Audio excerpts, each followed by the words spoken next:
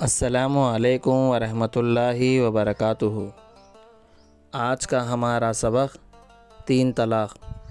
سب سے پہلے ویڈیو کو آخر تک ضرور دیکھیں، ویڈیو انفارمیٹیو ہے۔ اگر شوہر نے اپنے بیوی کو 3 طلاق دی، ایک مجلس میں دی ہو یا الگ الگ مجلس میں، جیسے یوں کہاں تجھے 3 طلاق، یا یوں کہاں تجھے طلاق طلاق طلاق، یا ایک طلاق آج دی، ایک کل اور ایک پرسوں دی، یا ایک اس مہینے میں دی، ایک دوسرے مہینے میں اور ایک تیسرے مہینے میں دی، تو 3 طلاق واقع ہو گئے اور بیوی اس مرد کے لیے بالکل حرام ہو گئی۔ اگر پھر سے نکاح کرے تب بھی عورت کو اس مرد کے پاس رہنا حرام ہے۔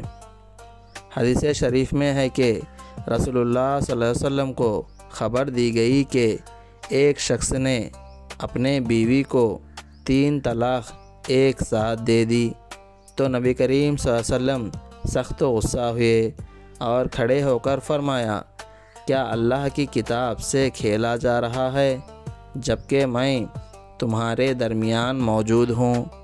رسول اللہ صلی اللہ علیہ وسلم کا غصہ دیکھ کر ایک صحابی کھڑے ہوئے اور عرض کیا، اے اللہ کے رسول، کیا میں اسے قتل نہ کر دوں؟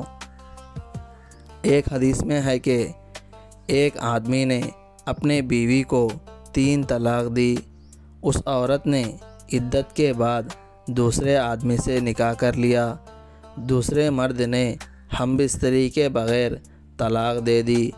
یہ ساری تفصیل نبی کریم صلی اللہ علیہ وسلم کو بتا کر پوچھا گیا کہ کیا یہ عورت اپنے پہلے شوہر کے لیے حلال ہو گئی؟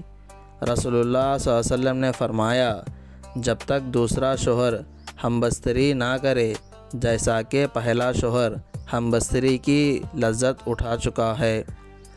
نوٹ: طلاق کی نیت سے ایسے الفاظ کہے گئے ہو جو طلاق کے معنی میں صاف نہیں ہے، ان کا حکم دوسرا ہے۔ اس کی تفصیل بڑی کتابوں میں ہے۔ ویڈیو کو لائک کریں اور ایسے ہی اسلامک کنٹینٹ دیکھنے کے لیے سبسکرائب کریں اور شیئر کریں۔